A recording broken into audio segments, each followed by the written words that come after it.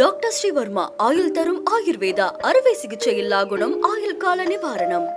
Yesterday courier private limited domestic international cargo உங்கள் இல்லம் தேடி வந்து கொரியர் புக்கிங் டெலிவரி செய்து தரப்படும். நீதிமன்றத்துக்கு நான் வரேன்.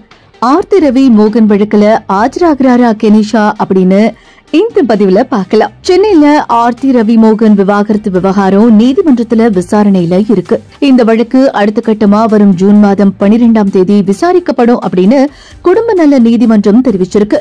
அதற்குள்ள ரவிமோகன் தரப்பிலிருந்து ஆர்த்தி கோரியுள்ள மாதம் 40 லட்சம் ஜீவனாம்சம் தருவது தொடர்பாக பதிலளிக்கணும் அப்படின்னு நீதிமன்றத்தில் உத்தரவும் பிறப்பிக்கப்பட்டிருக்கு. இந்த நிலையில ரவிமோகனின் தோழி கினிஷா தனது இன்ஸ்டாகிராம் பக்கத்துல அதிரடியான அறிவிப்பை வெளியிட்டிருக்காங்க. ஆர்த்தி ரவிமோகன் பிரிவுக்கு காரணமா பொதுவா சொல்லப்படுபவர்தான் பாடகி கெனிஷா பிரான்சிஸ். ஆனா தன்னுடைய விவாகரத்து விஷயத்துல கெனிஷாவை இழுக்க வேண்டாம் அப்படின்னு ரவிமோகன் எப்பவும் தெரிவிச்சிட்டாரு. ஆனா இவர்களின் விவாகரத்து சர்ச்சையில கெனிஷாவின் பெயர் அடிபடாம இருந்ததே கிடையாது.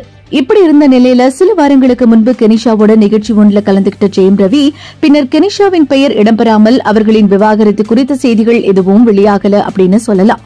போதாக்குறைக்கு ஆர்த்தி கடைசியா வெளியிட்ட அறிக்கையில எங்களின் விவகாரத்திற்கு முன்பர் எங்கள் வாழ்க்கையில 3வது நபர் இருந்தாங்க அப்படின்னு சொல்லியிருக்காங்க. அதற்கான ஆதாரங்கள் என்கிட்ட இருக்கு, அதை நான் நீதிமன்றத்துல சமர்ப்பிப்பேன் அப்படின்னு சொல்லியிருக்காங்க. இதனால இணையவாசிகள் பலரும் கெனிஷாவின் இன்ஸ்டாகிராம் பக்கத்துக்கு வசி சொற்களுடன் மெசேஜ் அனுப்பிட்டு வந்தாங்க. அதை தனது இன்ஸ்டாகிராம் பக்கத்துல பகிர்ந்த கெனிஷா தனது எண்ணத்தையும் பகிர்ந்திருக்காங்க. இது பலருக்கும் ஷாக் கொடுத்திருக்குன்னு தான் சொல்லணும். அதாவது, நான் என்னுடைய கமெண்ட் செக்ஷனை நிறுத்தி வைக்க மாட்டேன், நான் எங்கேயும் யார் பின்னாலையும் போய் ஒளிய மாட்டேன்.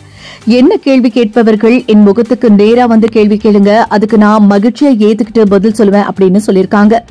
மேலும் என்னுடைய தரப்பு நியாயத்தை மக்களிடத்தில் சொல்ல எனக்கு அது சரியான வாய்ப்பாவும் இருக்கும்னு சொல்லியிருக்காங்க.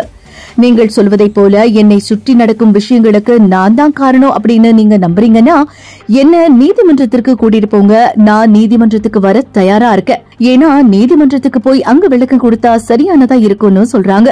ஊடகங்கள்ல என்னை பற்றி தரக்குறைவா செய்தி பரப்புறத தவிர்த்துக்கோங்க. நான் நல்ல குடும்பத்திலிருந்து வந்த பெண், எது நடந்தாலும் கண்மூடித்தனமா அதுக்கு நான் தான் காரணம்னு சொல்றத தயவு செஞ்சு நிறுத்திக்கோங்கன்னு கெனிஷா இப்போ அதிரடியா பேசியிருக்காங்க. அது மட்டும் இல்லாம ஜெயம் ரவிக்கு நடந்த மாதிரி உங்க யாருக்குமே நடக்க கூடாதுன்னு நினைக்கிறேன்னு சொல்லியிருக்காங்க. உண்மை ஒரு நாள் கட்டாயம் வெளியே வரும் அப்படின்னு பதிவிட்டிருக்காங்க. அதாவது இந்த பதிவை பார்க்கும்போது ஆர்த்தி ரவி மோகன் விவகாரத்துல கெனிஷா ஆஜராவாரா அப்படிங்கிற கேள்வி பலருக்கும் எழுந்திருக்கு. டாக்டர் ஸ்ரீவர்மா ஆயுள் தரும் ஆயுர்வேதா அறுவை சிகிச்சையில்லா குணம் ஆயுள் கால நிவாரணம். Yesterday courier private limited domestic international cargo உங்கள் இல்லம் தேடி வந்து கொரியர் புக்கிங் டெலிவரி செய்து தரப்படும். என்றும் உங்களுடன் மை இந்தியா. முக்கிய செய்திகளை உடனுக்குடன் தெரிந்து கொள்ள சப்ஸ்கிரைப் பண்ணுங்க, பெல் பட்டனை பிரஸ் பண்ணுங்க.